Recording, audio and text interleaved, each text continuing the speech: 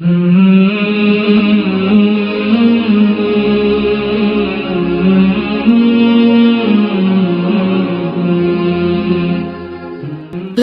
الہ الا اللہ محمد رسول اللہ.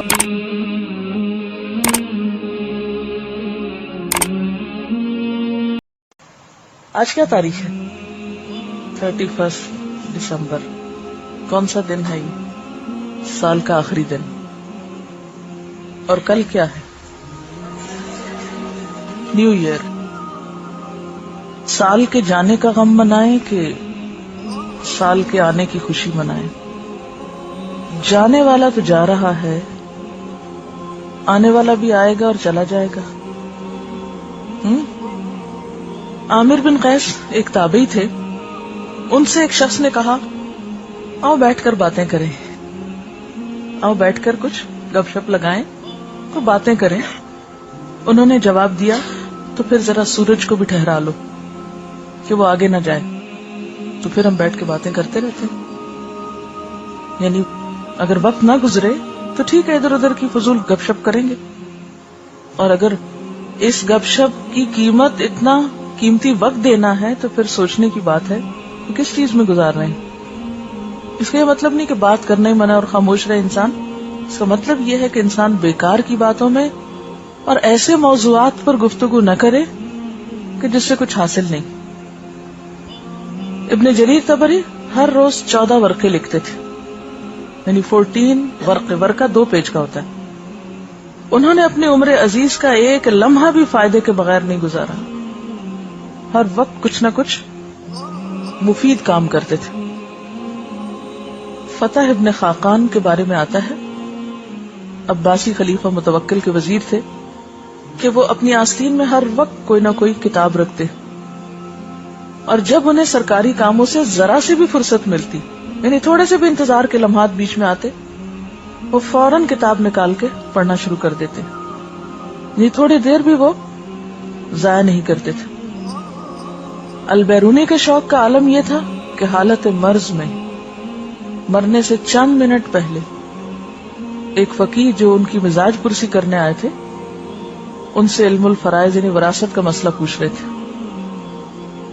تو بات یہ ہے کہ قرآن پاک کی روح سے، نبی صلی اللہ علیہ وسلم کے ارشادات کی روح سے، اور صحابہ کرام اور تابعین کے عمل کے نمونے ہم سامنے رکھیں تو ایک کامن چیز جو نظر آتی ہے وہ یہ کہ یہ وقت جو ہمیں ملا ہے، یہ زندگی جو ہمیں ملی ہے، یہ سال اور مہینے جو ہمیں ملے ہیں، یہ دراصل ہمارے پاس ایک بہت بڑا خزانہ ہے. ہمارا امتحان اس میں یہ ہے کہ اس خزانے کو کس چیز کے خریدنے میں استعمال کرتے ہیں، کس طرح اسے استعمال کرتے ہیں، کن کاموں میں لگاتے ہیں. اور پھر وہی معیار کہ سالوں کا نہیں، لمحوں کا جائزہ لیں، لمحوں کو گنے، لمحوں کا حساب لیں کہ ان سے کیا خرید رہے ہیں. کیونکہ ایک لمحہ یا ایک سانس ایک جوہر ہے، ایک ہیرا ہے. ایک ہیرا خریدنے کے لیے انسان کیا کرتا ہے؟ زندگی بھر انتظار کرتا رہتا ہے کہ کچھ پیسے جمع ہو تو کچھ ایسی چیز خریدی جائے. تو اللہ تعالیٰ نے ان سانسوں کی شکل میں ایک ایک سانس ایک ہیرے سے قیمتی، کیونکہ ہیرا بھی پیسوں سے مل جاتا ہے، ایک سانس جو چلا جاتا ہے وہ نہیں واپس آتا. یہ دیکھیں کہ اتنی قیمتی چیز کو کس کام میں لگایا جا رہا ہے. اب سوال یہ پیدا ہوتا ہے کہ پھر کریں کیا؟ کیا جانے والے وقت کا افسوس کرتے رہیں، آنے والے کے بارے میں خوش ہوتے رہیں، یا وقت ایک خاص موڑ پر آئے تو اس موقع پر ایکسائٹیڈ ہو جائیں، راتوں کو جاگیں، گھومیں پھریں، شور ہنگامہ کریں، اچھل کود کریں، شغل میلہ کریں؟ اس رویے کو کیا نام دیں گے؟ یا یہ کہ نیا سال آ جائے تو کسی کو کارڈ لکھ کر بھیج دیں اور کارڈ خریدنے میں وقت لگائیں؟ یعنی زندگی کس لیے ہے؟ کیا کل کا دن جو نئے سال کا پہلا دن ہوگا آج کے دن سے کچھ مختلف ہے؟ نہیں، اسی طرح سورج نکلے گا، اسی طرح غروب ہو جائے گا. وہ تو ہم نے نام دیا نا. یہ تو سال و ماہ کی تقسیم کس لیے ہے؟ پہچان کے لیے ہے. یہ اس لیے تو نہیں ہے کہ کسی ایک دن کو آپ بہت زیادہ اہمیت دے کر اس میں آپ اپنے روٹین کے کام بھی چھوڑ بیٹھیں اور جو کر رہے ہیں وہ بھی نہ کریں، چھٹی منائیں اپنے وقت کو بیکار لغو کاموں میں گزار دیں اور سمجھے کہ اس سے حق ادا ہو گیا، تو یہ ایک بہت بڑی بھول ہوگی۔ اصل بات کیا ہے کہ انسان اپنی اس عمر عزیز کو، جس کی ایک ایک سانس ایک ایک ہیرے سے قیمتی ہے، اس کی حفاظت کرنا جانے، اس کو بہترین طریقے سے استعمال کرنا جانے۔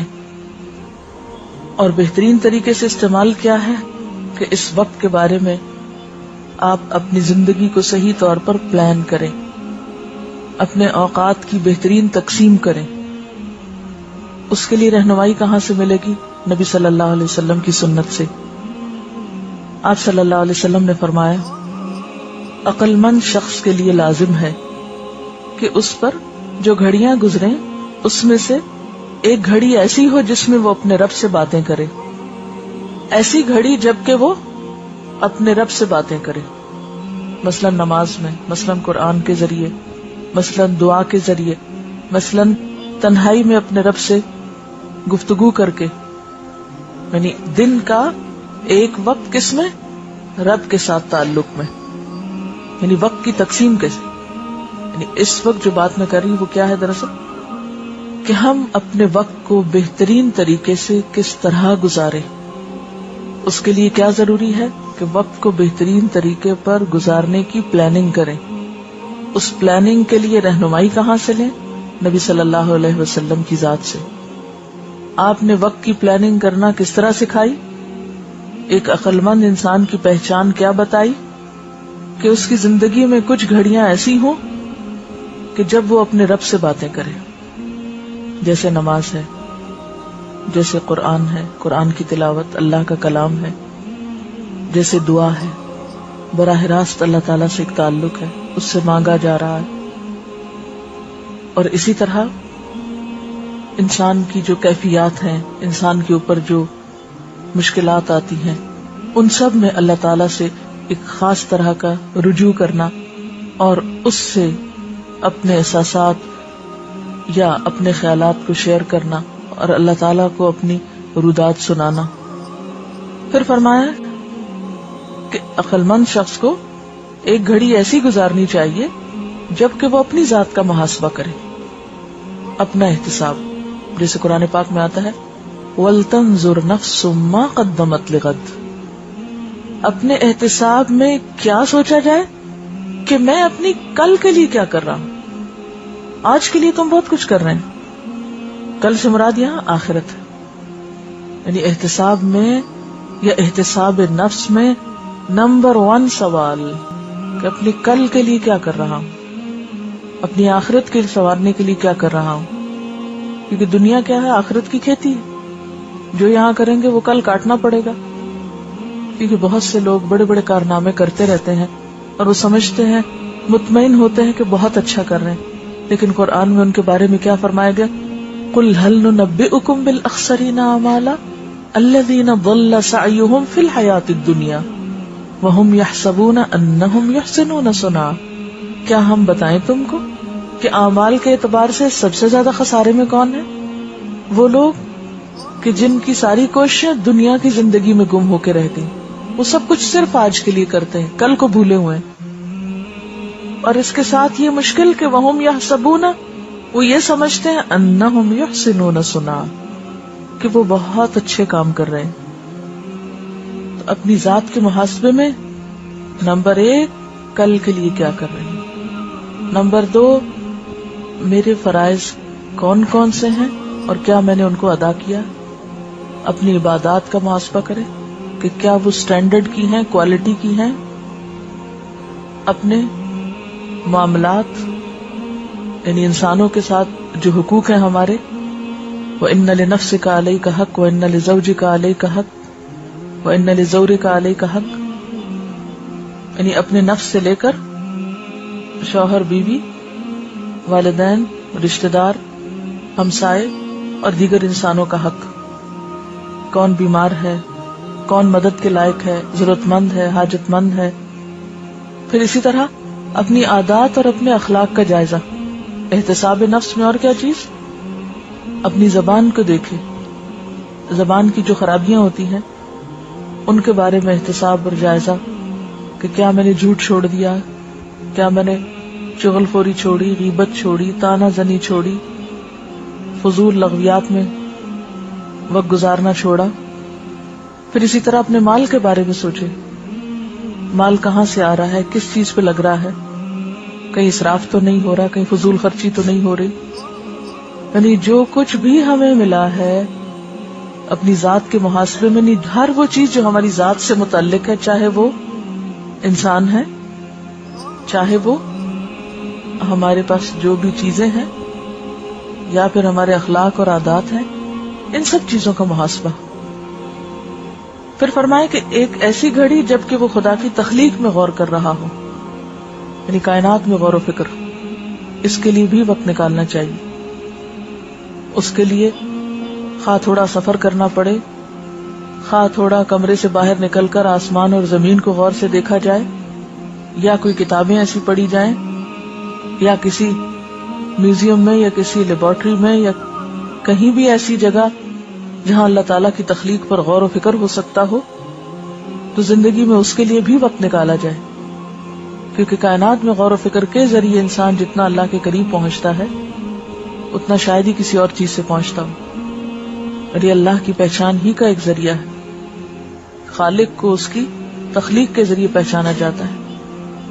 اور ایسی گھڑی جب کہ وہ کھانے پینے کی ضرورتوں کے لیے وقت نکالے، یعنی اپنے آپ کو بھی فراموش نہ کرے، اپنی ضروریات کو پورا کرے آسان طریقے سے. اتنا سونا کہ جس سے کام میں بہتری آئے، سستی اور کاہلی نہیں. اتنا کھانا کہ جس سے طاقت آئے، نشاط آئے، سستی نہیں. اسی طرح نہانا دھونا، پرسنل ہائیجین، ان سب چیزوں کو عبادت سمجھ کے کرے. اور ان کاموں کے کرنے کے بعد اگر پھر بھی وقت بچ جائے، یہ ساری ذمہ داریاں پوری ہو جائیں اور آپ سمجھیں کہ آپ فارغ ہو رہے ہیں، تو اسلام میں فراغت کا کانسیپٹ کیا ہے؟ وَإِذَا فَرَغْتَ فَانْصَبْ وَإِلَىٰ رَبِّكَ فَارْغَب. ہمارے دین میں فراغت نام کی کوئی چیز نہیں کہ اب میں فارغ ہوں. مومن فارغ نہیں ہوتا کبھی بھی. فارغ ہونے کا دوسرا مطلب کیا ہے؟ وقت ضائع کرنا، وقت کا بے جا استعمال. اگر ایسا وقت ہو کہ جس میں آپ ایکٹیولی کوئی کام نہ کر پا رہے ہوں، تو اس صورت میں بھی آپ کیا کر سکتے ہیں؟ ذکر الہی کر سکتے ہیں. آپ کا اپنا کام ختم ہو گیا، آپ کسی اور کی مدد کر سکتے ہیں. آپ کے اپنے ٹارگٹ اچیو ہو گئے، آپ کے اپنے ایمز میں آپ کامیاب ہو گئے، تو اب آپ کیا کریں؟ دوسروں کی طرف نظر ڈالیں.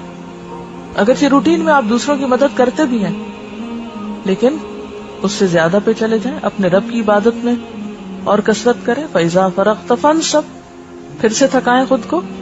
وَإِلَىٰ رَبِّكَ فَارْغَب، اپنے رب کی طرف رغبت کریں، اس کی طرف رجوع کریں.